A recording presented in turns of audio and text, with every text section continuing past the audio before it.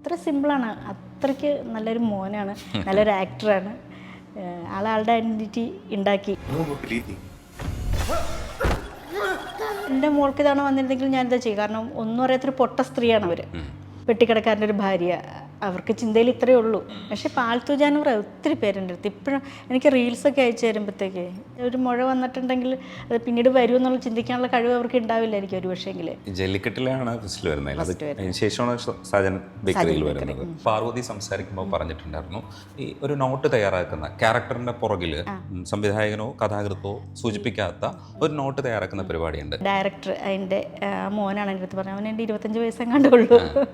അവൻ എൻ്റെ അടുത്ത് പറഞ്ഞു, ചേച്ചി ഇപ്പം ചേച്ചിയുടെ ആക്ടിങ് കണ്ടിട്ട് ഒരു മെത്തേഡ് ആക്ടിങ് സ്റ്റൈലാണ് ചേച്ചി ചെയ്യുന്നത്. ചേച്ചി ചെയ്യേണ്ട കാര്യം എന്താണെന്ന് വെച്ചിട്ട് ഒരു പേപ്പർ എടുത്തിട്ട് വന്നിട്ട് ആ പേപ്പറിൽ ഇവൻ എഴുതി തന്നു, ചേച്ചി ഇന്നൊരു ക്യാരക്ടർ കിട്ടുമ്പം അതിൻ്റെ ബാക്കിൽ എന്താണെന്ന് നമ്മൾ തന്നെ അതിന് രൂപരേഖ ഉണ്ടാക്കണം. കഴിച്ചിട്ടല്ലേ പോണുള്ളൂ? മീനൊന്നുമില്ലല്ലോ, ഉണക്കമീൻ ഇരിപ്പണ്ടറ ഭാഗത്താണ്. അപ്പോൾ നന്നായിട്ട് കഴിവ് തെളിയിച്ചിട്ടുള്ളൊരു മനുഷ്യനായിരുന്നു. എങ്ങനെയായിരുന്നു ആ കോംബോ വർക്ക്? പകുതി ശരിക്കൊരു മകനെ പോലെ തന്നെ എനിക്ക് ഫീൽ ചെയ്യും. കാരണം എൻ്റെ ഒന്നാമത്തെ ഫസ്റ്റ് സിനിമ, ക്യാരക്ടറുള്ള ഫസ്റ്റ് സിനിമ. അപ്പം എൻ്റെ മകനെ പോലെ തന്നെ എനിക്ക് തോന്നിയിരുന്നത്. പകുതി ഇങ്ങനെ പറഞ്ഞപ്പം ഒരു ഇഷ്ടപ്പെട്ടിട്ട് പറയണത് ഈ കണ്ണും മൂക്കൊക്കെ ഇങ്ങനെ വെച്ചിട്ട് വല്ലാണ്ടൊരു ഫീല് വന്നിട്ട് ഇങ്ങനെ പറയുമ്പോൾ, ഞാനിവിടെ ആടിനെയും പശുവിനെയും കോഴിയൊക്കെ റബ്ബറിട്ട് കത്തിച്ച് ഈ വീടും വിറ്റ് എങ്ങോട്ടെങ്കിലും. അത് ചെയ്തപ്പോൾ എനിക്ക് ഭയങ്കര സങ്കടമായിരുന്നു. സാധനം പ്രോപ്പർട്ടി ഇപ്പം വെയിറ്റ് ഏറിയതല്ലെങ്കിലും നമ്മളത് കൊടുക്കുമ്പോൾ ഉണ്ടാകുന്ന ഒരു ആഘാതം എന്തായാലും വേദന എടുക്കും. അപ്പോൾ ഞാൻ കൂടെ ചെന്നിട്ട് ചോദിക്കുമായിരുന്നു, ഓക്കെ ആണോ, പ്രശ്നമുണ്ടോ, അപ്പന് വേദന എടുത്തോ എന്നൊക്കെ ചോദിക്കുമായിരുന്നു. പക്ഷേ ഇല്ല, അതന്നേരം മാസ്റ്റർ വന്നിട്ട് ശരിക്കും എനിക്കിങ്ങനെ തള്ളി നിൽക്കാനൊക്കെ എനിക്ക് ഭയങ്കര ഒരു പേടിയായിരുന്നു. എന്തായാലും വേദന എടുക്കുമല്ലോ. ഓൾറെഡി അതിന് മുമ്പ് ഞാൻ ഒരെണ്ണം കൊടുത്തിട്ടുണ്ടായിരുന്നു. ജയ കുറുപ്പാണ് നമുക്കൊപ്പോൾ ഉള്ളത്. ഹായ്. അസാധ്യ പ്രകടനമായിരുന്നു. Thank you. 2 അടി കിട്ടണമെന്ന് ഞങ്ങൾ വിചാരിച്ചു. അങ്ങനെ ഒരു ആർട്ടിസ്റ്റ് തോന്നിപ്പിക്കുന്നിടത്താണ് സ്റ്റോറിയുടെ സക്സസ് എന്ന് പറയുന്നത്. ക്രിയേറ്റർ, അതിൻ്റെ സംവിധായകൻ ഇയാൾക്ക് അടി വാങ്ങിച്ചു കൊടുക്കുക എന്ന് പറഞ്ഞാൽ ഒന്ന് ആർട്ടിസ്റ്റ് ജയിച്ചു, 2 ആ പടം വിജയിച്ചു, ആ സീൻ വിജയിച്ചു എന്നുള്ളതാണ്. നമുക്ക് അത്രയും ദേഷ്യം തോന്നിയിട്ടു ഉണ്ടല്ലേ. പലരും പറഞ്ഞു എൻ്റെ അടുത്ത്, കമൻറ്റുകളൊക്കെ വരുന്നുണ്ട്, അവർക്കിട്ടൊന്ന് കിട്ടൊക്കെ പറഞ്ഞിട്ട്. പക്ഷെ എനിക്ക് ഇഷ്ടപ്പെടാത്തൊരു കാര്യം എന്ന് പറയുന്നത്, എൻ്റെ അടുത്തിരുന്ന 2 പേര് ഒരു അമ്മയും മകളുമായിരുന്നു. അവർ ശരിക്കും ഇതിങ്ങനെ നറേറ്റ് ചെയ്ത് പൊക്കോണ്ടിരിക്കുക. അത് ചെയ്യടാ, ഇത് ചെയ്യടാ, ഉള്ളിൽ വെക്കാതെ. ചില സീൻസിലൊക്കെ അവർ ചെയ്തത് ശരിയാണെന്ന് ഞാൻ വിശ്വസിക്കുന്നു. കൈയടിച്ചു, അത് കഴിഞ്ഞപ്പോൾ അവിടെ കൈയടി ഓക്കെ. പക്ഷെ ബാക്കിയുള്ള സ്ഥലങ്ങളിലേക്ക് ഈ മർമറിങ് എന്നെ ഭയങ്കര ഡിസ്റ്റർബ്. അതെ, ഞങ്ങൾക്കും ഡിസ്റ്റർബൻസ് ഉണ്ടായിട്ടുണ്ടായിരുന്നു സെക്കൻഡ് ടൈം കണ്ടപ്പോൾ മുതൽ. പക്ഷെ ഫസ്റ്റ് ടൈം കണ്ടപ്പോൾ ഒന്നും എനിക്ക് ആസ്വദിക്കാൻ പറ്റിയില്ല. അപ്പോൾ 2ാമത്തെ പ്രാവശ്യം പോയി കണ്ടപ്പോഴത്തേക്കും ഇതുപോലെ തന്നെ ഭയങ്കര ഇറിറ്റേഷൻ. അപ്പോൾ 2-3 പ്രാവശ്യം തിരിഞ്ഞു നോക്കി. പക്ഷേ ആൺപിള്ളേരല്ലേ അവന്മാർ. ഞാൻ ചെയ്ത ഒരാളും കൂടി ആകുമ്പോഴത്തേ ഇത് പറയുമ്പോൾ അവരുടെ രീതി വേറെ ആയിരിക്കും ചിലപ്പോൾ പറയാൻ പോകുന്നത്. അപ്പോൾ അതുകൊണ്ട് എൻ്റെ അടുത്ത് ഹസ്ബൻഡ് ഉണ്ടായിരുന്നു, ചേട്ടായി പറഞ്ഞു തിരിഞ്ഞിരുന്നു എന്ന് പറഞ്ഞു. ഈ ഇൻ്റർവ്യൂവിൽ ചില സ്പോയിലേഴ്സ് ഉണ്ടാവും. കാണുന്നവർ ദയവായിട്ട് സ്പോയിലർ ഒട്ടും സഹിക്കാൻ വയ്യാത്തവർ കാണരുത് കേട്ടോ. കാരണം ഈ പടം ഇറങ്ങി ഇത്രയും ദിവസമായില്ലേ, നമുക്ക് ചിലതൊക്കെ ഇങ്ങനെ മറച്ചു വയ്ക്കാൻ പറ്റാത്തൊരവസ്ഥയിലുണ്ട്. കൈ പിടിച്ചു വെച്ചിട്ട് ഇടിക്കുന്ന സാധനമില്ല. എനിക്കത് എന്താ വെച്ചാൽ എൻ്റെ കൈകൾ തരിച്ചു. സിനിമയാണെന്ന് നമുക്കറിയാം, പക്ഷെ അത് നമ്മുടെ ഉള്ളിൽ കൊള്ളുന്നില്ല. അത് ചെയ്തപ്പോൾ എനിക്ക് ഭയങ്കര സങ്കടമായിരുന്നു. സാധനം പ്രോപ്പർട്ടി ഇപ്പം വെയിറ്റ് ഏറിയതല്ലെങ്കിലും നമ്മളത് കൊടുക്കുമ്പോൾ ഉണ്ടാകുന്ന ഒരു ആഘാതം എന്തായാലും വേദന എടുക്കും. അപ്പോൾ ഞാൻ കൂടെ ചെന്നിട്ട് ചോദിക്കുമായിരുന്നു, ഓക്കെ ആണോ, പ്രശ്നമുണ്ടോ, അപ്പന് വേദന എടുത്തോ എന്നൊക്കെ ചോദിക്കുമായിരുന്നു. പക്ഷേ ഇല്ല, അതന്നേരം മാസ്റ്റർ വന്നിട്ട് ശരിക്കും എനിക്കിങ്ങനെ തള്ളി നിൽക്കാനൊക്കെ എനിക്ക് ഭയങ്കര ഒരു പേടിയായിരുന്നു. എന്തായാലും വേദന എടുക്കുമല്ലോ. ഓൾറെഡി അതിന് മുമ്പ് ഞാൻ ഒരെണ്ണം കൊടുത്തിട്ടുണ്ടായിരുന്നു. ആൾക്ക് വേദന എടുത്തെന്ന് എനിക്കും അറിയാം. അത് ആ സാധനമൊക്കെ തെറിച്ച് പോയിട്ടുണ്ടായിരുന്നു. അപ്പം അതിൻ്റെ സ്റ്റിക്ക് മാത്രമേ കയ്യിലുള്ളൂ. ആ സ്റ്റിക്ക് പോലും കളയാണ്ടാണ് അടുത്ത പ്രോപ്പർട്ടി ഞാൻ എടുക്കുന്നത്. അപ്പോൾ ഇതിനെനിക്ക് എന്തായാലും വേദന ഉണ്ടാവുമെന്ന് എനിക്കറിയാം. അപ്പം ഇല്ല ചേച്ചി, കുഴപ്പമില്ല എന്നിട്ട് എന്ന് പറഞ്ഞു. പക്ഷേ നമുക്ക് ആ സാധനത്തിൻ്റെ വെയിറ്റ് ഇത്രയാണെന്ന് നമ്മൾ മനസ്സിൽ ഓർക്കുമ്പോഴേ ആ കിട്ടിയ ആഘാതം എത്ര വലുതായിരിക്കും എന്ന് നമുക്ക് ഊഹിക്കാമല്ലോ. അതെ. ഇത് പറയുന്നതിന് മുമ്പ് ഞാൻ ഉള്ളൊഴുക്കിൽ ഒരു സീൻ കാണിക്കാം. എനിക്ക് 1-2 കാര്യങ്ങളോട് ചോദിക്കാനുണ്ട്. ഈ സ്പോയിലർ ആവണ്ട എന്നുള്ള രീതിയിൽ ഞാൻ കുറച്ചൊക്കെ മാറ്റി വെക്കുന്നുണ്ട്, പക്ഷെ പറ്റില്ല. ഒരു സീൻ കാണിക്കാം. ആ സീനിൽ 3 കാര്യങ്ങൾ ഒരുമിച്ച് കമ്മ്യൂണിക്കേറ്റ് ചെയ്യാൻ ശ്രമിക്കുകയാണ്. ഒരു കാര്യം, ഇതിനകത്ത് ആ പെൺകുട്ടിയുടെ ഭാഗത്ത് നിന്നിട്ട് അമ്മ എന്നുള്ള രീതിയിൽ വേണം, എന്നാൽ അവൾ ചെയ്യുന്ന ചില കാര്യങ്ങളോട് എതിർപ്പുണ്ട്. പക്ഷെ മറ്റുള്ളവരാരെങ്കിലും അയാൾ എതിർക്കുകയാണെങ്കിൽ അമ്മയാണ് സപ്പോർട്ട് ചെയ്യേണ്ടത്. ഈ 3 സാധനങ്ങൾ ഈ ഒറ്റ സീനിൽ വന്നിട്ടുണ്ട്. ഞാനൊന്ന് കാണിക്കാം. അപ്പോൾ അമ്മയുടെ റിയാക്ഷൻ മകളുടെ ഇമോഷൻസിൻ്റെ കൂടെയാണ്. അവളുടെ ബന്ധം മറച്ചു വെച്ച് കല്യാണം നടത്താൻ നീക്കൊരു നാണം ഇല്ലായിരുന്നു. അപ്പോൾ അവർ പറയുന്നതിന് എതിർപ്പാണ് മകളുടെ കൂടെ നിന്നിട്ട്. അപ്പോൾ ആ കണ്ണിൻ്റെ റിയാക്ഷൻ നീ ഒരു കാര്യം ഓർത്തോ,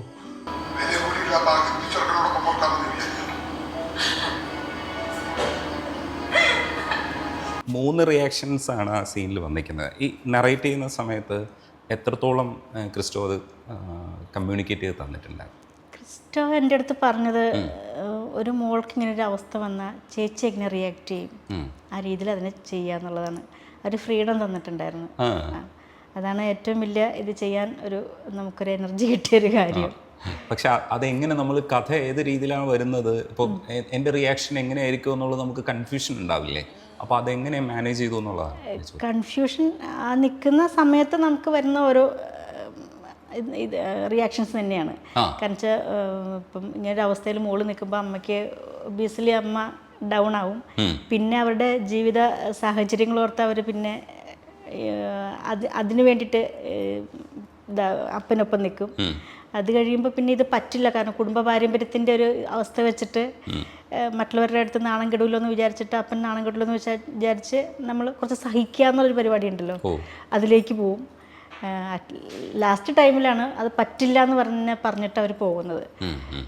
അത് ക്രിസ്റ്റോയുടെ ഇത് തന്നെയാണ്. ക്രിസ്റ്റോ അത് പറഞ്ഞിട്ടുണ്ടായിരുന്നു. ചേച്ചി അപ്പം ഞാൻ അടുക്കളയിലൊരു സീൻ ഉണ്ടായിരുന്നു, പോയിട്ട് അവർ ഒന്നും അല്ലാണ്ട് നിൽക്കുന്ന സമയത്ത് പാലക്സേറിയായിട്ട് വന്നിട്ട് ജിജി എന്ന് വിളിക്കുന്നൊരു പരിപാടി. അപ്പോൾ അതിലിങ്ങനെ അവരുടെ മൈൻഡിൽ കൂടെ എല്ലാം പോയിട്ടുണ്ടാവുമല്ലോ, അവർ മൈൻഡ് ആക്കാതെ നിൽക്കുന്നൊരു ടൈമാണല്ലോ. അപ്പോൾ ആ സമയത്താണ് ക്രിസ്റ്റ്യൻ്റെ അടുത്ത് വന്ന് പറഞ്ഞത്, ചേച്ചിക്ക് ഈ ഒരു ക്യാരക്ടർ ചെയ്യുമ്പോൾ ചേച്ചിയുടെ മോൾക്ക് എങ്ങനെ വരും, ഈ ഒരു അവസ്ഥ വന്നാൽ എങ്ങനെ ഇരിക്കും, അതുപോലെ റിയാക്ട് ചെയ്യുക. അപ്പം ഒരു ടൈമിൽ വന്നപ്പോൾ ഞാൻ ഇച്ചിരി ഓവറായിട്ട് കരഞ്ഞപ്പോൾ അത്രയും വേണോ? അപ്പം ഞാൻ പറഞ്ഞു തീർച്ചയായിട്ടും എൻ്റെ മോൾക്ക് ഇതാണ് വന്നിരുന്നെങ്കിൽ ഞാനിതാ ചെയ്യും. കാരണം ഒന്നും അറിയാത്തൊരു പൊട്ട സ്ത്രീയാണ് അവർ. കാരണം ഒരു പെട്ടിക്കടക്കാരൻ്റെ ഒരു ഭാര്യ, അവർക്ക് ചിന്തയിൽ ഇത്രയേ ഉള്ളൂ. ഒരു മുഴ വന്നിട്ടുണ്ടെങ്കിൽ അത് പിന്നീട് വരുമെന്നുള്ള ചിന്തിക്കാനുള്ള കഴിവ് അവർക്ക് ഉണ്ടാവില്ലായിരിക്കും ഒരു പക്ഷേങ്കിൽ.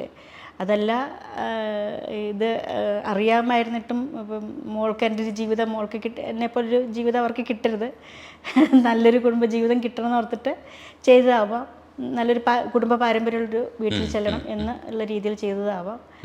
അപ്പം ഞാനിതിനെ രണ്ടുകൂടെ കണക്ട് ചെയ്തിട്ടാണ് അന്ന് ആ കരച്ചിൽ കരച്ചത്. ഇപ്പം ക്രിസ്റ്റോ പറഞ്ഞു അത്രയും വേണോ ചേച്ചി? അപ്പം ഞാൻ പറഞ്ഞു എൻ്റെ മോളാണെങ്കിൽ ഞാനിങ്ങനെയാണ് ആയിരിക്കും റിയാക്ട് ചെയ്യുക. ശരി, ഓക്കെ. പക്ഷേ രണ്ടാമതൊരു സീൻ കൂടി എടുത്തു നമ്മൾ. ഇപ്പോൾ ഏതാണ് ഫിക്സഡ് വേണ്ടതെന്ന് ഓർത്തിട്ട് രണ്ടും ചെയ്തു. പക്ഷേ രണ്ടാമത്തെയാണ് ക്രിസ്റ്റോയ്ക്ക് ഏതാണോ ഇഷ്ടം അത് വെച്ചിട്ടാണ് ക്രിസ്റ്റോ ചെയ്തിരിക്കുന്നത്. പക്ഷേ രണ്ട് രീതിയിൽ എടുത്തു വെച്ചിട്ടുണ്ടായിരുന്നു. ആ പ്രോസസ്സിൽ പങ്കെടുക്കുക എന്ന് പറയുന്നത് ഭയങ്കര രസമുള്ള ഒരു ആർട്ടിസ്റ്റിനെ കിട്ടുന്നത്. അതിപ്പോൾ പാർവതി അവർ ഭയങ്കരമായിട്ട് ചർച്ച ചെയ്യും ക്രിസ്റ്റോയ്ക്ക് ആയിട്ട് ഭയങ്കരമായിട്ട്. അപ്പം നമ്മളിപ്പോൾ ഞാൻ എൻ്റെ വേറൊരു പടം ഇറങ്ങാണ്ടാണ് ഞാൻ ഇത് ചെയ്യുന്നത്, ഉള്ളൊഴുക്ക് ചെയ്യുന്നത്. അപ്പം നമുക്കിത് ഇവർ രണ്ടും പറയുന്നതും കേട്ടിരിക്കുക. കൂടുതലും പറഞ്ഞ് ഇംഗ്ലീഷിലാണ് പറഞ്ഞത്. നമുക്ക് അത്രയ്ക്ക് ക്യാച്ച് ചെയ്യാൻ പറ്റില്ല. കാരണം ഇവരുടെ ഇംഗ്ലീഷ് ഭയങ്കര വലിയ നമ്മൾ സാധാ യൂസ് ചെയ്യുന്ന മാതിരിയല്ല, ഇങ്ങനെ സ്പീഡിൽ പറഞ്ഞു. അപ്പം നമുക്ക് അത്ര ക്യാച്ച് ചെയ്യാൻ പറ്റില്ല. അപ്പം ഞാൻ നമുക്ക് മനസ്സിലാക്കുന്നിടത്തൊക്കെ മനസ്സിലാക്കി എടുത്തു. അപ്പോൾ അതെല്ലാം കേട്ട് ഇങ്ങനെ നിന്നിട്ടാണ് നമ്മളിതിനെ റിയാക്ട് ചെയ്യുന്നത്. അപ്പോൾ ഈ ടൈമിൽ പോലും അവർ ചർച്ച ചെയ്തിട്ടാണ്. അപ്പോൾ അതിനത്ര സീരിയസ് ആയിട്ട് കണ്ടിട്ട് അന്നേരം പറയുന്നത് പാർവതിയുടെ ഓരോ വാക്കുകൾ വരെ വളരെ വിശദമായിട്ട് ഇങ്ങനെ പറഞ്ഞു പോകുമ്പോൾ നമുക്ക് അതിൽ നിന്നൊക്കെ കുറച്ച് ക്യാച്ച് ചെയ്യാൻ പറ്റുമല്ലോ. അപ്പോൾ അതൊരു വലിയ എന്നെ സംബന്ധിച്ച് ആ ഒരു ക്യാരക്ടർ ചെയ്യാൻ അതൊക്കെ വലിയൊരു ഉപകാരമായിരുന്നു. റിയൽ ക്രിയേഷൻ്റെ പ്രോസസ്സാണ് ശരിക്കും അവിടെ നടക്കുന്നത്. അതെ. അതുപോലെ പാർവതി സംസാരിക്കുമ്പോൾ പറഞ്ഞിട്ടുണ്ടായിരുന്നു, ഈ ഒരു നോട്ട് തയ്യാറാക്കുന്ന ക്യാരക്ടറിൻ്റെ പുറകിൽ സംവിധായകനോ കഥാകൃത്തോ സൂചിപ്പിക്കാത്ത ഒരു നോട്ട് തയ്യാറാക്കുന്ന പരിപാടിയുണ്ട്. ഈ അടുത്തൊരു ഇൻ്റർവ്യൂവിൽ ജയകുറുപ്പ് സംസാരിക്കുന്ന സമയത്ത് അതിനകത്ത് പറയുന്നുണ്ട്, ഞാൻ അങ്ങനെ ഒരു ബാക്ക് സ്റ്റോറി തയ്യാറാക്കി വെക്കാറുണ്ടെന്ന് പറയാം. അതൊരു ക്രിയേഷന് ഭയങ്കരമായിട്ട് ഹെൽപ്പ് ചെയ്യുന്ന ഒരു ആർട്ടിസ്റ്റിൻ്റെ ഒരു കടമയാണെന്ന് ഞാൻ വിശ്വസിക്കുന്ന ഒരു കാര്യമാണ്. ഒരു ബാക്ക് സ്റ്റോറി തേടി പോവുക, എന്തായിരിക്കും എന്നൊരു പ്രോസസ്സ് വരിക. അതെന്തുകൊണ്ടാണ് അങ്ങനെ തയ്യാറാക്കാൻ തുടങ്ങി? സത്യത്തിൽ എനിക്കത് അറിയത്തില്ലായിരുന്നു. കാരണം നേരത്തെ ചെയ്തിട്ടുണ്ടാവാം, ഞാൻ നാടകമൊക്കെ ചെയ്യുന്ന സമയത്ത് ചെയ്തിട്ടുണ്ടാവും. പക്ഷെ അതെനിക്ക് ശരിക്കും അത് റിയലൈസ് ചെയ്യാൻ പറ്റിയിട്ടുണ്ടായിരുന്നില്ല ഞാനങ്ങനെ ചെയ്യുന്നുണ്ടെന്നുള്ളത്. ഞാൻ അതിന് സിനിമയൊക്കെ ചെയ്യുന്നതിന് മുന്നേ ഒരു ആന്തോളജി മൂവി ചെയ്തിട്ടുണ്ടായിരുന്നു. നമ്മുടെ അടുത്തുള്ളൊരു കുറച്ച് പയ്യന്മാരൊക്കെ കൂടിയിട്ട് അപ്പോൾ അതിൽ ഡയറക്ടർ അതിൻ്റെ മോനാണ് എൻ്റെ അടുത്ത് പറഞ്ഞത്. അവൻ എൻ്റെ 25 വയസ്സെങ്ങാണ്ടേ ഉള്ളൂ. അവൻ എൻ്റെ അടുത്ത് പറഞ്ഞു, ചേച്ചി ഇപ്പോൾ ചേച്ചിയുടെ ആക്ടിങ് കണ്ടിട്ട് ഒരു മെത്തേഡ് ആക്ടിങ് സ്റ്റൈലാണ് ചേച്ചി ചെയ്യുന്നത്. അപ്പം ചേച്ചി ചെയ്യേണ്ട കാര്യം എന്താണെന്ന് വെച്ചിട്ട് ഒരു പേപ്പർ എടുത്തിട്ട് വന്നിട്ട് ആ പേപ്പറിൽ ഇവൻ എഴുതി തന്നു, ചേച്ചി ഇന്നൊരു ക്യാരക്ടർ കിട്ടുമ്പം അതിൻ്റെ ബാക്കിൽ എന്താണെന്ന് നമ്മൾ തന്നെ അതിന് രൂപരേഖ ഉണ്ടാക്കണം. അവരെവിടെ ജനിച്ചു, എവിടെ വളർന്നു, അവർക്ക് അവരുടെ ജീവിത സാഹചര്യം എന്തായിരുന്നു, അച്ഛനും അമ്മയും ആരായിരുന്നു, ഇതൊക്കെ ഡയറക്ടർ നമുക്ക് പറഞ്ഞു തരണമെന്നില്ല. അപ്പം നമ്മൾ അതിനൊരു തിയറി ഉണ്ടാക്കി ഒരു ഹിസ്റ്ററി ഉണ്ടാക്കിയിട്ട് നമ്മൾ തന്നെ അതിനെ പെർഫോം ചെയ്യുക. അതൊരു നല്ല പരിപാടിയാണെന്ന് എനിക്ക് പിന്നീട് മനസ്സിലായി. ഒരു പക്ഷേ ഞാൻ നാടകം ചെയ്തപ്പോൾ ചെയ്തിട്ടുണ്ടാവും എന്ന് എനിക്ക് തോന്നുന്നു. കാരണം ഞാൻ ചെയ്ത വലിയ നാടകത്തിൽ വലിയ ക്യാരക്ടറൊന്നും ഞാൻ ചെയ്തിട്ടില്ല. അതെനിക്ക് മനസ്സിൽ ഓർത്ത് വെക്കാൻ പറ്റിയ ഭയങ്കര ഹെവി സാധനമൊന്നും ഞാൻ ചെയ്തിട്ടില്ല. ആ സിനിമയിൽ വന്നതിന് ശേഷമാണ് എനിക്ക് നല്ല ക്യാരക്ടറുകൾ കിട്ടിയിരിക്കുന്നത്. അപ്പോൾ ഞാനങ്ങനെ ചിന്തിച്ചപ്പം ഉണ്ടാവായിരിക്കും. പക്ഷെ എനിക്ക് സിനിമയിലാണ് അത് തിരിച്ചറിവ് കിട്ടിയത് ഈ മോൻ പറഞ്ഞതിന് ശേഷമാണ്. ഓ അടിപൊളി. അതാണ് നമ്മൾ ചെയ്യേണ്ടതെന്നാണ് ഞാനും വിശ്വസിക്കുന്നത്. അതെ, അത് വേണം. അതല്ലെങ്കിൽ നമുക്ക് ഒരു പക്ഷേ ചിന്തകൾ അത്രയും കുറഞ്ഞു പോയാൽ നമ്മൾ ചെയ്യുന്നതിലേക്ക് വലിപ്പം കുറഞ്ഞു പോകും. എന്നെ അത് ഡീറ്റെയിലേക്ക് നമുക്ക് പോകാൻ പറ്റത്തില്ലല്ലോ. അതുപോലെ നമുക്ക് ആ ക്യാരക്ടറായിട്ട് മാറാൻ നമ്മുടെ ചിന്തകൾ അങ്ങനെ വരുമ്പോഴത്തേക്ക് തന്നെ നമുക്ക് അതിനകത്ത് സ്ലൈറ്റ് ചേഞ്ചസ് വരും. തീർച്ചയായിട്ടും അത് അടിപൊളി. DSRയിലേക്ക് തിരിച്ചു വന്നു കഴിഞ്ഞാൽ ഈ കുഴി വെട്ടുന്ന സീനുണ്ടല്ലോ, അത് അസാമാന്യമായിട്ട് ആ വെട്ടി പരിചയമുള്ള ഒരാളായിട്ട് ആക്ട് ചെയ്യാന്ന് പറയുന്നതാണ് ഇവിടെ. കാരണം എന്ന് വെച്ചാൽ ഷോട്ട് പല വട്ടവും എടുക്കേണ്ടി വരും. പക്ഷേ ആ ഷോട്ടിൽ അത് മികച്ച രീതിയിൽ ചെയ്തിട്ടുണ്ട്. അപ്പോൾ ഞാൻ വിചാരിച്ചു ശരിക്കും കായികാഭ്യാസമുള്ള ഒരാൾക്ക് മാത്രമേ ഇത് ആവർത്തിച്ച് ചെയ്യാൻ പറ്റുള്ളൂ. ഇല്ലെങ്കിൽ ഒറ്റ ടേക്കിലൊക്കെ ഓക്കെ ആക്കുകയാണെങ്കിൽ ഓക്കെ. പക്ഷേ അത് 1-2 പ്രാവശ്യമല്ല അത് കാണിച്ചേക്കണത്. അതെങ്ങനെയാണ് ചെയ്തത്? അത് ഒത്തിരി ടേക്കൊന്നും പോയിട്ടില്ല. പക്ഷെ ഞാൻ അന്നേരം അത്രയും വലിയൊരു കുഴി എടുത്തിട്ടിരിക്കുമ്പം ഒബ്വിയസ്ലി ഇവർ അതിന് മുന്നേ പരിപാടി തുടങ്ങിയിട്ടുണ്ടല്ലോ. അപ്പം അതിൻ്റെ ഒരു ആയം അവിടെ കാണിക്കണല്ലോ. അപ്പോൾ അതിന് വേണ്ടിയിട്ട് കുറച്ച് വാട്ടർ സ്പ്രേ ഒക്കെ ചെയ്തു മൊത്തത്തിൽ. അപ്പം ഞാൻ ആദ്യമേ 2 പ്രാവശ്യം കിളച്ച് നോക്കി. കിളച്ചപ്പോൾ അത് ഓക്കെയാണ്. അപ്പോൾ അത് പിന്നെ കിളച്ചിട്ട് തന്നു, മണ്ണ് ഇളക്കി ഇട്ട് തന്നിട്ടുണ്ടായിരുന്നു. അപ്പോൾ അതിനകത്തുണ്ടായിരുന്ന ഒരു ആർട്ടിലെ ആൾ പറഞ്ഞു, ചേച്ചി ആഞ്ഞ് വെട്ടിക്കോ എന്ന് പറഞ്ഞു. അപ്പം ഞാൻ അങ്ങനെ തന്നെ അതിനെ 2-3 പ്രാവശ്യം ചെയ്ത് നോക്കിയിട്ട് ചെയ്തതാണ്. അത് ചെയ്ത് കഴിഞ്ഞപ്പോഴത്തേക്കും രാഹുലും ഷഹ്നാദും വന്നിട്ട് പറഞ്ഞു, ഇതായിരുന്നു നേരത്തെ പണിയെന്ന് ചോദിച്ചു.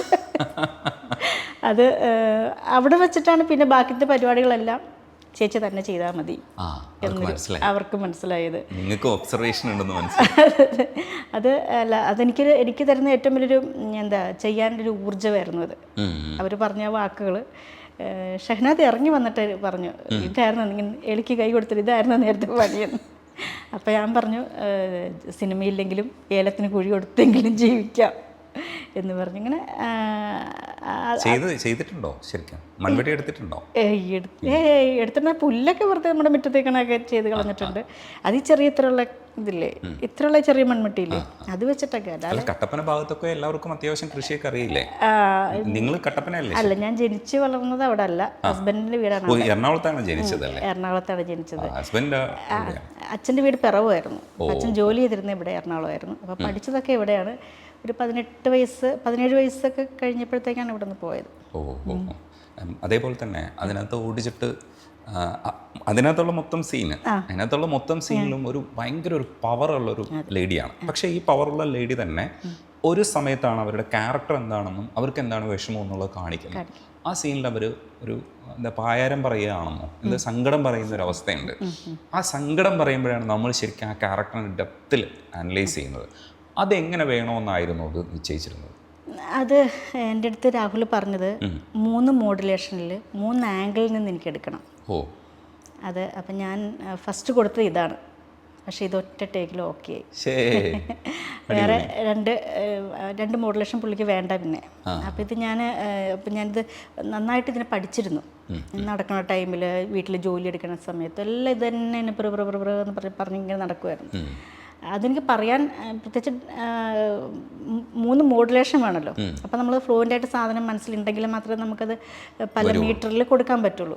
അപ്പം ഞാൻ അതിനെ പല രീതിയിൽ പഠിച്ചില്ല, ഒറ്റ രീതിയിൽ തന്നെ പഠിച്ചു വെച്ചു. പഠിച്ച് വെച്ചിട്ട് അപ്പോൾ ചേച്ചി ഓക്കെ അല്ലേ എന്ന് ചോദിച്ചാൽ അതെ, പോയിരുന്ന് ചെയ്യാൻ തുടങ്ങി. കൈയടിച്ചു മൊത്തം എല്ലാവരും, ഷഹനാദ് സഹിതം എല്ലാവരും കൈയടിച്ചു. അത് അതിൻ്റെ ഇടയിൽ വരുമ്പോൾ അതിൻ്റെ ഇമ്പാക്റ്റ് എന്ന് പറയുന്നത് ഭയങ്കരമാണ്. അതുമല്ല നമ്മൾ തന്നെ ചില സമയങ്ങളിൽ നമുക്ക് സങ്കടം വരുമ്പോൾ നമ്മൾ ഒറ്റയ്ക്ക് പറഞ്ഞിട്ടുള്ളത് എനിക്ക് ഓർമ്മയുണ്ട്. ഞാൻ ഒറ്റയ്ക്ക് സംസാരിച്ചിട്ടുണ്ട്. എല്ലാവരും കുറച്ച് സങ്കടം വരുമ്പോഴൊക്കെ അങ്ങനെ ഒറ്റയ്ക്ക് സംസാരിക്കാൻ ശ്രമിച്ചിട്ടുണ്ട്. ചിലരൊക്കെ കുറച്ച് ലൗഡായി പോകുന്നേ ഉള്ളൂ. പക്ഷേ ആത്മകഥം എപ്പോഴും എല്ലാവരും പറയുന്നതാണ്. പക്ഷേ ഇതിൽ എത്ര ലൗഡ് ആയിട്ട് വേണം, ഇല്ലെങ്കിൽ അതിൻ്റെ മീറ്റർ നിശ്ചയിക്കുക എന്ന് പറഞ്ഞാൽ എന്നെ സംബന്ധിച്ച് കൺഫ്യൂഷൻ ഉള്ളതാണ്. എങ്ങനെ പിടിച്ചാലായിരിക്കും ഇത് ക്രിഞ്ചായി പോകരുത്. അതിനിടയിലാണ് ഇൻകോപ്പറേറ്റ് ചെയ്യാൻ ശ്രമിക്കുന്നത്. അപ്പോൾ അവിടെയൊക്കെ എനിക്ക് ഒരുപാട് ടെൻഷൻസ് ഉണ്ട്. അപ്പോൾ ചെയ്ത് കഴിഞ്ഞ് ഞാൻ അത് കാണുമ്പോഴത്തേക്ക് അയ്യോ ഇത് കണ്ടു കഴിഞ്ഞിട്ടാണ് ആലോചിക്കുന്നത് ഇതെങ്ങനെയായിരിക്കും ചെയ്തതെന്ന് ആലോചിച്ചു. നന്നായിട്ട് ചെയ്തിട്ടുണ്ട്. Thank you. മൊത്തത്തിൽ എങ്ങനെയായിരുന്നു ഷൂട്ടൊക്കെ? മൊത്തത്തിൽ നല്ല ഇങ്ങനൊരു അന്തരീക്ഷമാണെങ്കിലും എല്ലാവരും ഹാപ്പി ആയിരുന്നു. തമാശയൊക്കെ പറഞ്ഞ് ആക്ഷൻ പറയണതിന് കുറച്ച് തൊട്ട് മുന്നേ മുതൽ എല്ലാവരും സീരിയസ് ആവും. അപ്പം രാഹുലാണ് വളരെ സിമ്പിളായിട്ട് ഇരിക്കും. അപ്പം നമ്മൾക്കും ഇപ്പം ഞാൻ പറഞ്ഞ സീൻ കഴിഞ്ഞു പോണത് അറിയില്ല. അതായത് ഇത്രയും വലിയൊരു സാധനമാണ് ചെയ്യാൻ പോകുന്നത്, എങ്ങനെ തീർക്കും. ഫസ്റ്റ് ഞാൻ അത് ചെയ്യാൻ പോകുന്ന ടൈമിൽ ഞാൻ വിചാരിച്ചിട്ട് ഇതെങ്ങനെ ചെയ്യും എന്ന് വിചാരിച്ചു. അപ്പോൾ ചെറിയ ചെറിയ റിഹേഴ്സൽ പരിപാടികൾ അന്നേരം തന്നെ ആ ടൈമിൽ ടേക്ക് എടുക്കുന്നതിന് തൊട്ട് മുന്നേ ഇട്ട് തന്നിട്ടുണ്ടായിരുന്നു. അപ്പോഴും ഞാൻ വിചാരിച്ചത് എങ്ങനെ എടുക്കുമെന്നൊക്കെ. പക്ഷേ ഈ രാഹുലിൻ്റെ സിമ്പിളായിട്ടുള്ള ഇരിപ്പ് ഓരോ ടേക്ക് കഴിയുന്ന അറിയുന്നില്ലായിരുന്നു. അത്ര ചടപടയുന്ന കാര്യങ്ങൾ ഉഷാറാക്കി പോകും. നിങ്ങൾ എല്ലാ ആർട്ടിസ്റ്റുകളും നന്നായിട്ട് ചെയ്തിട്ടുണ്ട്. പ്രണവ് ശരിക്കും ഇമ്പ്രൂവ് ചെയ്യുന്നുണ്ടെന്ന് ടോട്ടൽ ഒരു അഭിപ്രായമുണ്ട്. കാരണം ഓരോ സിനിമകൾ കഴിയുമ്പോഴും അതിൽ കുറച്ചുകൂടെ ജനങ്ങളിലേക്ക് എത്തുന്നുണ്ട്. അതിപ്പം DSRA കണ്ടപ്പം എനിക്കും അഭിപ്രായം തോന്നി ഇയാൾക്ക് ഇനിയും കുറച്ചുകൂടെ മുകളിലേക്ക് പോകാൻ പറ്റും എന്ന് തോന്നിയ ഒരു സംഗതിയാണ്. ഇത് കണ്ടപ്പോഴാണ് നമുക്ക് മനസ്സിലാവുക ഇയാളെ ഉപയോഗിക്കാമല്ലോ നമുക്കിനി എന്നുള്ളത് തോന്നില്ലേ? അങ്ങനെ ഒരു അവസ്ഥ ഉണ്ടാക്കി ഈ സിനിമയിൽ. ഒരുപക്ഷെ നമ്മൾ വേൾഡ് സിനിമകൾ കാണുന്നതിൻ്റെ ഒരു ഫീൽ ഇതിനകത്ത് കൊണ്ടുവന്നിട്ടുണ്ട്. അപ്പം മലയാള സിനിമ ഇത്രയൊക്കെ ഉയരുമ്പോൾ നമ്മൾ ഭയങ്കരമായിട്ട് അതെല്ലാം അതിൻ്റെ സൗണ്ട് മിക്സിങ് എന്ന് പറയുന്നത് ഭയങ്കര രസമാണ്. കണ്ടപ്പോൾ എങ്ങനെയൊക്കെ ആസ്വദിച്ചു? അതല്ല പറഞ്ഞു, ഫസ്റ്റ് ടൈം കണ്ടപ്പോൾ എനിക്കൊന്നും ആസ്വദിക്കാൻ പറ്റിയില്ല. സെക്കൻഡ് ടൈമാണ് ഞാനത് ഇങ്ങനെയൊക്കെ ഉണ്ടായിരുന്നു. പക്ഷെ സൗണ്ട് നമ്മളെ ഭയങ്കരമായിട്ട് എന്താ പറയുക, ഈ സിനിമയുടെ ഒരു ഭയങ്കര ഒരു ഇതിലേക്ക് നമ്മളെ കൊണ്ട് ചെന്ന് ഇറക്കുന്നുണ്ട്. അപ്പോൾ അത് ഞാൻ സത്യം പറഞ്ഞാൽ പേടിച്ചിട്ടിരുന്ന അന്നേരം കണ്ടു. ഹസ്ബൻഡിൻ്റെ കയ്യിൽ മുറുക്കെ പിടിച്ചിരിക്കുകയത്. കാരണം ചില നിശബ്ദതയിലൊക്കെ കിട്ടുന്ന ഒരു സാധനവും പിന്നെ ഈ തലോടുന്ന ടൈമിലൊക്കെ ആണെങ്കിലും പാളി പെട്ടെന്ന് പോകുന്നു, അതൊക്കെ വല്ലാണ്ട് പേടിച്ചിട്ടുണ്ട്. പക്ഷെ അത് പറഞ്ഞ പോലെ എല്ലാവർക്കും അതൊരു ഭയങ്കര പേടിയായിരുന്നു, പലരും പറഞ്ഞിട്ടുണ്ട്.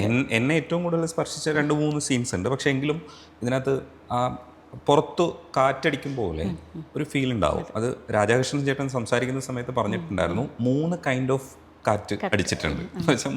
അങ്ങനെ കാറ്റല്ല ശരിക്കും, അത് നമുക്ക് ഫീൽ ചെയ്യണമല്ലോ. അപ്പൊ പുറത്തെന്തോ ഇങ്ങനെ പിടിക്കുന്ന സാധനം ഉണ്ടല്ലോ, അങ്ങനെ ഒരു സാധനം വന്നപ്പോൾ ഞാൻ വിചാരിച്ചു ഇത് കൊള്ളാൻ, ഇത് ഗംഭീര സാധനമാണല്ലോ. അത് സൈലൻസ് എന്ന് പറഞ്ഞ തിയേറ്റർ ടോട്ടൽ സൈലൻസിൽ നിൽക്കുക. അപ്പോൾ എനിക്ക് ഭയങ്കര ഇഷ്ടപ്പെട്ടു ഇതിൻ്റെ മിക്സിങ്. അതുകൊണ്ടാണ് ഞാൻ ചോദിച്ചത് എങ്ങനെ ഫീൽ ചെയ്തു എന്നുള്ളത്. എനിക്ക് വല്ലാണ്ട് പേടിയായി ചെയ്ത്. ഒന്നാമത്തെ നമുക്ക് എൻ്റെ സ്ക്രിപ്റ്റാണ് എനിക്ക് ശരിക്കും അറിയാവുന്നുള്ളൂ. ടോട്ടലി സ്ക്രിപ്റ്റ് ആർക്കും അറിയില്ല. അതെനിക്കൊന്ന് പ്രണവിന് പിന്നെ ഡയറക്ഷൻ ടീമിന് അല്ലാണ്ട് വേറെ ആർക്കും അറിയില്ല എന്ന് എനിക്ക് തോന്നുന്നു. നമ്മുടെ പോർഷൻ പറയുള്ളൂ, പിന്നെ ഒരു ഔട്ട്ലൈൻ മാത്രം തരുള്ളായിരുന്നു. അപ്പോൾ ഇതിൻ്റെ ടോട്ടാലിറ്റി എന്താണെന്ന് അറിയില്ലായിരുന്നു. ഇത് കണ്ടപ്പോഴാണ് ഇത്ര ഭീകരമാണ് ഈ സാധനം എന്നുള്ളത്. എല്ലാ സൗണ്ടും മറ്റുള്ളവരുടെ പെർഫോമൻസും എല്ലാം കൂടെ കൂടിയിട്ട് നമുക്ക് മനസ്സിലാവുന്നത്. അപ്പോൾ ഫസ്റ്റ് ഞാൻ ഒരു വ്യക്തി ഇതിനകത്ത് അഭിനയിച്ച ഒരാളെന്നല്ല, അല്ലാതൊരു വ്യക്തി ഇരുന്ന് കാണുന്ന മാതിരി തന്നെയാണ് എനിക്ക് ഫീൽ ചെയ്തിരുന്നത്. അപ്പം ഞാനും ആ സീൻ ചെയ്തപ്പോഴാണെങ്കിൽ ഇന്ന ഡയലോഗുകൾ ഉണ്ടോ എന്ന് വരെ ഞാൻ ഓർക്കുന്നുണ്ടായിരുന്നില്ല. സെക്കൻഡ് ടൈം കണ്ടപ്പോഴാണ് ഇതൊക്കെ ഉണ്ടായിരുന്നോ. അപ്പം ഞാൻ ചോദിച്ചു, ചേട്ടാ ചേട്ടാ ഇതൊക്കെ ഉണ്ടോ? അപ്പോൾ പറഞ്ഞു അത് ഉണ്ടല്ലോ, നീ കണ്ടില്ലേ എന്ന് ചോദിച്ചപ്പോൾ ഞാൻ പറഞ്ഞു അത് കണ്ടില്ല ഞാൻ. അപ്പം രണ്ടാമത് പോയി കണ്ടപ്പോഴാണ് ഇന്ന ഡയലോഗുകൾ ഉണ്ടല്ലോ എന്ന് പോലും എനിക്കത് റിയലൈസ് ചെയ്യാൻ പറ്റിയത്. ഈ പ്രണവിൻ്റെ സിംപ്ലിസിറ്റിയെക്കുറിച്ച് പൊതുവിൽ സംസാരിക്കാറുണ്ട്. ഇപ്പോൾ ലാലേട്ടൻ്റെ മോനായിട്ട് കൂടി അയാൾ ജീവിക്കുന്ന അയാളൊരു മനുഷ്യൻ എന്നുള്ള രീതിയിൽ ഒരു ഇൻഡിവിജ്വൽ ഒരു അവസ്ഥയിലാണ് അയാൾ പോയിക്കൊണ്ടിരിക്കുന്നത്. അത് ചേച്ചിയും കേട്ടിട്ടുണ്ടാവും ഇത്തരം അഭിപ്രായം. അപ്പോൾ നേരിട്ട് മുമ്പിൽ കിട്ടുമ്പോൾ അതൊക്കെ ഒബ്സർവ് ചെയ്യാൻ ശ്രമിച്ചിട്ടുണ്ടാവും. എത്രത്തോളം സിമ്പിളാണ് അയാൾ? സിമ്പിളെന്ന് പറഞ്ഞാൽ അതിന് എന്താ പറയേണ്ടതെന്നറിയില്ല. വരുമ്പോഴൊക്കെ അതുപോലെ ചേച്ചി ഇരുന്നോ എന്നൊക്കെ പറയുന്നത്. അപ്പം ഞാൻ സത്യമായിട്ട് ആദ്യമൊക്കെ വിചാരിച്ചിട്ടുണ്ട് എന്തിനാ ഇങ്ങനെ എത്രയും വിനയം വേണോ. പക്ഷെ ആളങ്ങനെയാണ്, അങ്ങനെ തന്നെയാണ്. ഇപ്പോൾ ഫുഡ് കഴിക്കാൻ പോകുമ്പോഴാണെങ്കിലും എപ്പോഴും വന്നിരിക്കുക ചേച്ചി ഓക്കെ അല്ലേ എന്ന് ചോദിക്കുന്നതാണെങ്കിലും കാരണം അതുപോലെ ഞാൻ ചെയ്യുന്നുണ്ട് ആൾക്കിട്ട് എന്നിട്ടും അത് ചേച്ചി ഓക്കെ അല്ലേ കുഴപ്പമൊന്നുമില്ലല്ലോ ഓക്കെ അല്ലേ എന്ന് ചോദിക്കും. അത്രയും അത് നമ്മളെ അത്രയ്ക്ക് ഇങ്ങനെ എന്താ കൊടുക്കൽ വാങ്ങലുകൾ അത്രയ്ക്കും നമുക്ക് തരും. അപ്പം നമുക്കത് ചെയ്യാൻ അത്രയ്ക്കും എനിക്ക് തന്നെ പ്രണവ് അതുപോലെ സഹകരിച്ചത് കൊണ്ടായിരിക്കാം ഒരു പക്ഷേങ്കിൽ നമുക്ക് അതുപോലെ റിയാക്ട് ചെയ്യാൻ പറ്റിയെന്നാണ് എനിക്ക് തോന്നുന്നത്. പക്ഷെ പ്രണവ് വെച്ചാൽ ഏതൊരു ആർട്ടിസ്റ്റ് ആണെങ്കിലും ആർട്ടിസ്റ്റ് നല്ലോണം നമ്മളോട് ഇങ്ങനെ സഹകരിക്കുമ്പോഴാണല്ലോ നമുക്ക് ചെയ്യാൻ പറ്റുക. അത് പ്രണവിൻ്റെ ഭാഗത്തുനിന്ന് ഭയങ്കരമായിട്ടുണ്ടായി. അത് അത്ര സിമ്പിളാണ്, അത്രയ്ക്ക് നല്ലൊരു മോനാണ്, നല്ലൊരു ആക്ടറാണ്. ആളുടെ ഐഡൻറ്റിറ്റി ഉണ്ടാക്കി അല്ലേ വേറൊരു ഈ പടത്തിലൂടെ നമുക്ക്. ഇപ്പം അതാ പറഞ്ഞ ഒരു ഡയറക്ടർക്ക് ഒരു ആർട്ടിസ്റ്റിനെ കണ്ടാൽ എത്രമാത്രം അവരെ എവിടം വരെ പോകുമെന്നുള്ളത് മനസ്സിലാക്കാൻ പറ്റുന്നൊരു മറ്റുള്ളവരാരും ഇതാക്കി പറയുന്നതല്ല. ഏതൊരു ഡയറക്ടറാണേലും ഒരു ആർട്ടിസ്റ്റിൻ്റെ ഇപ്പം എൻ്റെ അടുത്ത് തന്നെ പറഞ്ഞു ചേച്ചി ഞാൻ ആദ്യം പേടിച്ചു പോയി ചെന്നപ്പോൾ. ഇനിയിപ്പം കുറേ സിനിമയൊക്കെ ആയെങ്കിലും ഈ ഓഡിഷൻ ചെയ്യാമെന്ന് പറയുമ്പോൾ നമുക്ക് ടെൻഷനാണ്. അപ്പോൾ ഞാൻ ചെന്നപ്പോൾ ഇതൊക്കെ ചെയ്യേണ്ടി വരുമോ എന്നൊക്കെ വിചാരിച്ചപ്പോൾ എൻ്റെ അടുത്ത് പറഞ്ഞില്ലേ ചേച്ചി ഒന്നും ചെയ്യണ്ട, സ്ക്രിപ്റ്റ് ചേച്ചി ഓക്കെ ആണോ എന്ന് എനിക്ക് അറിഞ്ഞാൽ മതി, കുറച്ച് പരിപാടികളുണ്ട് ഓക്കെ ആണോ എന്ന് അറിഞ്ഞാൽ മതി, അങ്ങനെയാണ് ഞങ്ങൾ ഓക്കെയാണ് എന്ന് പറയും. അപ്പം ഞാൻ എന്താ പറഞ്ഞ ഭയങ്കര പേടിച്ചിട്ടാണ് ആദ്യം പോയതൊക്കെ. പക്ഷേ ഈ പ്രണവ് സിമ്പിൾ തന്നെയാണെന്നാണ് ഈ ഒരു നമുക്ക് കൊണ്ട് കിട്ടിയ കുറേ എക്സ്പീരിയൻസിൽ നിന്നൊക്കെ അനുഭവിച്ചറിഞ്ഞ കുറേ കാര്യങ്ങൾ. ആക്ടിങ്ങിൻ്റെ കേസിലാണെങ്കിലും കണ്ണിൽ വരുന്ന കുറേ സാധനങ്ങൾ ഒക്കെ ലാസ്റ്റ് കൈ കൊടുക്കുന്ന പരിപാടി ഉണ്ടല്ലോ, അതിലൊക്കെ ഭയങ്കരമായിട്ട് എന്താ കണ്ണ് ഭയങ്കരമായിട്ട് ഇങ്ങനെ ജ്വലിച്ച് നിൽക്കണ മാതിരിയൊക്കെ തോന്നുമായിരുന്നു. ഈ ക്രിസ്റ്റിയിലൊക്കെ അവിടെ കൊണ്ടൊന്ന് പ്ലേസ് ചെയ്താൽ മതി അമ്മ എന്ന് പറയുന്ന ക്യാരക്ടർ നമുക്ക് പെട്ടെന്ന് കിട്ടും. അപ്പം നിങ്ങൾക്ക് അങ്ങനെ ഒരു ഗുണമുണ്ട് കേട്ടോ. ഇനി അമ്മ എന്ന് പറഞ്ഞിട്ട് അങ്ങനെ ടിപ്പിക്കലി കൊണ്ടുവന്ന് പ്ലേസ് ചെയ്യാനാണെങ്കിൽ പിന്നെ അതിൻ്റെ പെർഫോമൻസ് മാത്രം നോക്കിയാൽ മതി, അവർക്ക് ഓഡിഷൻ ഒന്നും ചെയ്യണ്ട. അതാണ് അവിടെ പ്ലേസ് ചെയ്യാമെന്നുള്ളൊരു സാധനമുണ്ട്. പക്ഷെ എല്ലാം അങ്ങനെയല്ല നമ്മൾ പെർഫോം ചെയ്യേണ്ടി വരിക. ഇഷ്ടപ്പെട്ട പടമായിട്ട് പറഞ്ഞു കേട്ടിട്ടുള്ളത് മലയൻ കുഞ്ഞാണ്, ശാന്ത. അത് ഒരു കുറച്ചുകൂടെ എനിക്ക് തോന്നുന്നു സീൻസ് കുറച്ച് കൂടുതലുള്ള സിനിമ അതായിരുന്നല്ലേ ആദ്യം. ഇതിപ്പം ഇത് വരുമ്പോൾ ക്യാരക്ടറിന് ഭയങ്കര ബൂമുണ്ട്, ഒരു ഹൈപ്പുണ്ട്, ഇല്ലെങ്കിൽ അതിനെ ഭയങ്കരമായിട്ട് ഗ്രിപ്പ് ചെയ്യാൻ പറ്റുന്ന സ്ഥലത്താണ് ഇത് പ്ലേസ് ചെയ്തിരിക്കുന്നത്. അങ്ങനെ ഒരു ഗുണമുണ്ട്. പക്ഷെ മറ്റേ സിനിമയിൽ കുറേ കൂടെ ഒരു സീൻസ് ഉണ്ട്, അവിടെ ആ ക്യാരക്ടറിനെ നമുക്ക് പ്ലേസ് ചെയ്യാൻ പറ്റും. ഇപ്പോൾ അടുക്കളയിൽ നടത്തുവാണെങ്കിൽ കൂടി അവർ ആക്ടിവിറ്റീസ് ഒക്കെ ഉള്ളതാകുമ്പോൾ എളുപ്പമായിരിക്കും. പക്ഷെ ചില സ്ഥലങ്ങളിൽ ആക്ടിവിറ്റീസ് ഇല്ലാത്തത് വരും. ആ സീൻസിലാണ് ഇപ്പോൾ ഉള്ളൊഴുക്കിൻ്റെ ഞാൻ കാണിച്ചതിൽ ആക്ടിവിറ്റി എന്ന് പറയുന്ന ഡയലോഗ് മറ്റേ ആൾക്കാർക്ക് ഉണ്ടാവും, നമ്മുടെ എക്സ്പ്രഷൻ ഒരു തേർഡ് പാർട്ടി എക്സ്പ്രഷൻ പോലെയാണ് നമ്മൾ അവിടെ നിൽക്കുക. കാരണം വേറെ ആളുടെ കോൺവെർസേഷൻ നടക്കുക. ഈ മലയൻ കുഞ്ഞിൻ്റെ സിറ്റുവേഷനിൽ ഭാഗത്താണ്. അപ്പോൾ നന്നായിട്ട് കഴിവ് തെളിയിച്ചിട്ടുള്ളൊരു മനുഷ്യനായിരുന്നു. എങ്ങനെയായിരുന്നു ആ കോംബോ വർക്ക്? പകുതി ശരിക്കും മകനെ പോലെ തന്നെ എനിക്ക് ഫീൽ ചെയ്യും. കാരണം എൻ്റെ ഒന്നാമത്തെ ഫസ്റ്റ് സിനിമ ക്യാരക്ടറുകൾ ഫസ്റ്റ് സിനിമ. അപ്പം എൻ്റെ മകനെ പോലെ തന്നെ എനിക്ക് തോന്നിയിരുന്നത്. പുറകിൽ വന്ന് വഴക്കുണ്ടാക്കുന്ന, അങ്ങോട്ട് പോകുമ്പോഴും അമ്മ എന്ന് വിളിച്ചിട്ട് വഴക്കുണ്ടാക്കുന്നു, തിരിച്ചു വരുമ്പോഴും അതുപോലൊക്കെ തന്നെ എപ്പോഴും വീട്ടിൽ കുട്ടികൾ വന്നിട്ട് നമ്മൾ ഇറിറ്റേറ്റ് ചെയ്യില്ലേ, അതേമാതിരി എനിക്ക് ഫീൽ ചെയ്തിരുന്നത് ചെയ്യുമ്പോഴപ്പോൾ. അത് കഴിഞ്ഞിട്ടാണ് പിന്നെ ഫഹദ് എന്ന് വരുന്നത്. കട്ട് പറഞ്ഞു കഴിയുമ്പോഴാണ് ഫഹദ് വരുന്നത്.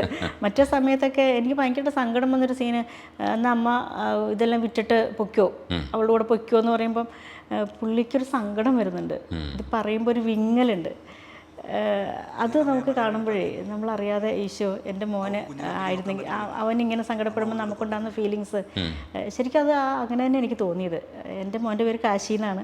അവൻ വന്നിട്ട് ഇങ്ങനെ പറയുന്ന പോലെ എനിക്ക് അതുപോലെ തന്നെ തോന്നി. ഫഹദ് ഇങ്ങനെ പറഞ്ഞപ്പം ഒരു ഇഷ്ടപ്പെട്ടിട്ട് പറയണത് ഈ കണ്ണും മൂക്കൊക്കെ ഇങ്ങനെ വെച്ചിട്ട് വല്ലാണ്ടൊരു ഫീല് വന്നിട്ട് ഇങ്ങനെ പറയുമ്പോൾ എനിക്കങ്ങനെ തന്നെ തോന്നി. അത് കഴിയുമ്പോഴാണ് നമ്മൾ അതിൽ നിന്ന് വിട്ട്.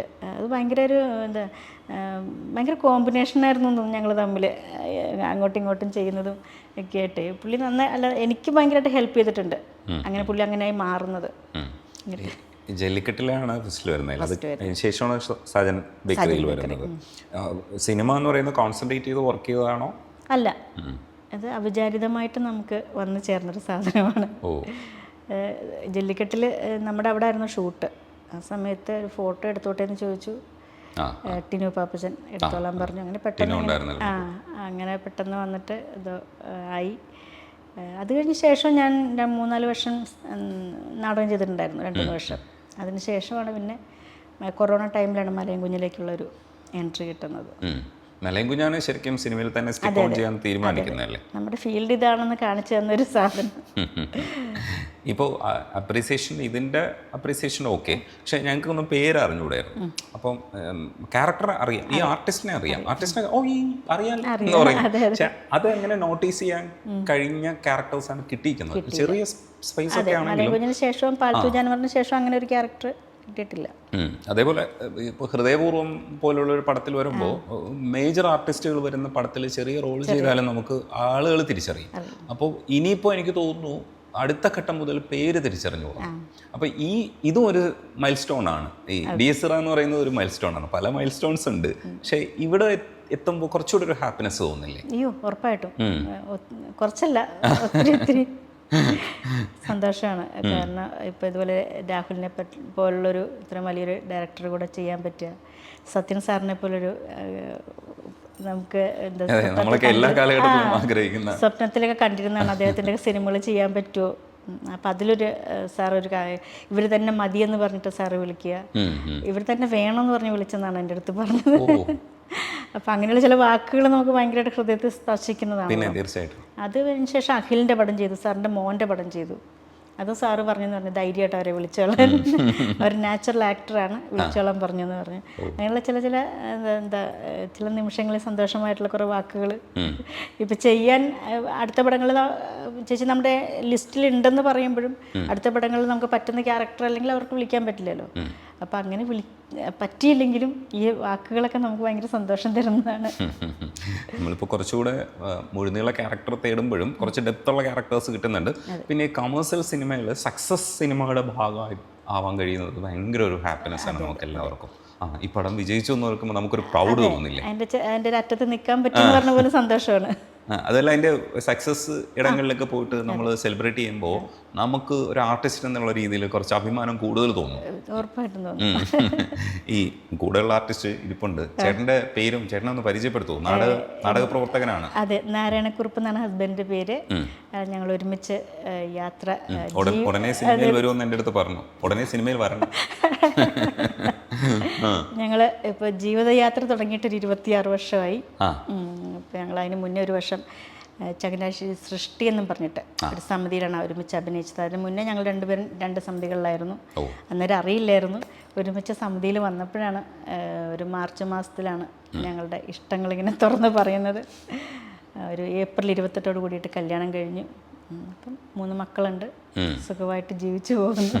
നെക്സ്റ്റ് പ്രൊജക്റ്റുകൾ എന്തൊക്കെയാണ്? നെക്സ്റ്റ് ഇപ്പം ഇറങ്ങാൻ പോകുന്നത് ഇനിയിപ്പം സർവമായാണ്. പിന്നെ നമുക്ക് ചർച്ചയിലിരിക്കുന്നു 2-3 മൂവീസ് ഉടനെ സ്റ്റാർട്ട് ചെയ്യും. ഒരെണ്ണം 22-ാം തീയതി മുതൽ തുടങ്ങാണ്. പിന്നെ 2 ഡിസംബറിലാണ് സ്റ്റാർട്ട് ചെയ്യുന്നത്. അങ്ങനെ പിന്നെ ഓരോരുത്തർ വിളിക്കുന്നുണ്ട് അടുത്ത പരിപാടിയിലേക്ക്. ഇത് തന്നെ കണ്ടിട്ട് ചേച്ചി അടുത്ത പടം ഉണ്ട് കേട്ടോ, അപ്പം നമുക്ക് അതിനകത്ത് പരിപാടി ഉണ്ട് കേട്ടോ എന്നൊക്കെ പറഞ്ഞ് വിളിക്കുന്നുണ്ട്. ഇത്രയും പെട്ടെന്ന് ആ പ്രോജക്റ്റുകളാവട്ടെ എന്നുള്ള ഓർത്തിരിക്കുന്നു. തീർച്ചയായിട്ടും. ഇതിലൊക്കെ പക്ഷേ നമുക്കൊരു മെമ്മറബിൾ ഒരു സാധനം എന്ന് പറയുന്നത് പടം മലയും കുഞ്ഞ് തന്നെ. മലയും കുഞ്ഞ് ഇപ്പൊ ഡേസറായി. ഇപ്പൊ 2 ഇനി ഇത് തമ്മിൽ കോമ്പീറ്റ് ചെയ്യാം. അതെ. പക്ഷെ പാൽത്തു ജാനവർ ഒത്തിരി പേരുണ്ട് അടുത്ത്. ഇപ്പോഴും എനിക്ക് റീൽസൊക്കെ അയച്ചു തരുമ്പോഴത്തേക്ക് പാൽത്തുവിൻ്റെ കുറേ സീനുകളൊക്കെ വെച്ചിട്ട് ആദ്യ മരുന്ന് കൊണ്ടുവരാൻ ജോണിച്ചേട്ടൻ്റെ അടുത്ത് ചോദിക്കേണ്ട മരുന്ന് കൊണ്ടുവരാൻ പറ്റിയ ഫ്രണ്ട് ആരാധമുള്ളതെന്ന് ചോദിക്കുമ്പോൾ പെട്ടെന്ന് എന്നെ കാണിക്കുമ്പോൾ ആ സാധനമൊക്കെ എനിക്ക് അയച്ചു തരുന്നുണ്ട് ഇപ്പോഴും ആളുകൾ. അത് നല്ല രസമായിരുന്നു. അതെ. മക്കളൊക്കെ കൂട്ടി കുറേ ഡാൻസൊക്കെ കളിച്ച് ഭയങ്കര രസമായിരുന്നത്. പക്ഷെ അതിൻ്റെ സെറ്റ് നല്ല രസമായിരുന്നു. ഞങ്ങൾ മണ്ടയിലൊക്കെ കയറുന്ന എല്ലാവരും ചോദിച്ചു കട്ടപ്പനയിലായതുകൊണ്ടാണോ ചേച്ചി ഇത്ര ഈസി ആയിട്ട് കയറാൻ പറ്റും? ഞാൻ പറഞ്ഞ കട്ടപ്പനയില ഞങ്ങൾ അങ്ങനത്തെ ഒരു ഏരിയയിലേ അല്ല ജീവിക്കുന്നത്. ഒരു സ്ട്രെയിറ്റ് ആയിട്ടുള്ളൊരു ഏരിയ ഞങ്ങളുടെ വീടൊക്കെ ഇരിക്കുന്ന സ്ഥലമൊക്കെ അങ്ങനത്തെ സ്ഥലത്തേ അല്ല. പക്ഷെ അതെങ്ങനെ സംഭവിച്ചു പോയി ആ മണ്ടയിലേക്ക് കയറി കഴിഞ്ഞിട്ട് ഭയങ്കര ബുദ്ധിമുട്ടിയാണ് ഇരിക്കുന്നത്. ആൾക്കറിയില്ലല്ലോ അത് നമ്മൾ കഷ്ടപ്പെട്ടിരുന്നത്. ഈ കുറേ നല്ല പടങ്ങളിൽ അഭിനയിക്കാൻ അവസരം വരട്ടെ. അതേപോലെ ആദ്യം സംസാരം തുടങ്ങിയപ്പോൾ തന്നെ ഒരു ക്രിയേഷൻ്റെ ഭാഗമായിട്ട് നിൽക്കാൻ ആഗ്രഹിക്കുന്ന ഒരു ആർട്ടിസ്റ്റിക് ആയിട്ടുള്ളൊരു മൈൻഡ് ഉണ്ട്. അതൊരു പക്ഷേ നാടക പ്രവർത്തക കൂടെ ഉള്ളത് ആയതുകൊണ്ടായിരിക്കാം അങ്ങനെ ഉണ്ടായെന്ന് ഞാൻ കരുതണോ. അല്ലാത്തവർക്കും ഉണ്ട്, ഇല്ല എന്നല്ല. അപ്പോൾ അത് ഒരു ക്രിയേറ്റീവ് പ്രോസസ്സാണെന്ന് തന്നെയാണ് ഞാൻ വിശ്വസിക്കുന്നത്. അപ്പോൾ അങ്ങനെ ഒരു ക്രിയേറ്റീവ് പ്രോസസ്സിൽ എവിടെയെങ്കിലും നമുക്ക് ഒരുമിച്ച് കാണാൻ അവസരം കിട്ടട്ടെ. അതെ, നന്ദിയുണ്ട് സംസാരിക്കാൻ. Thank you.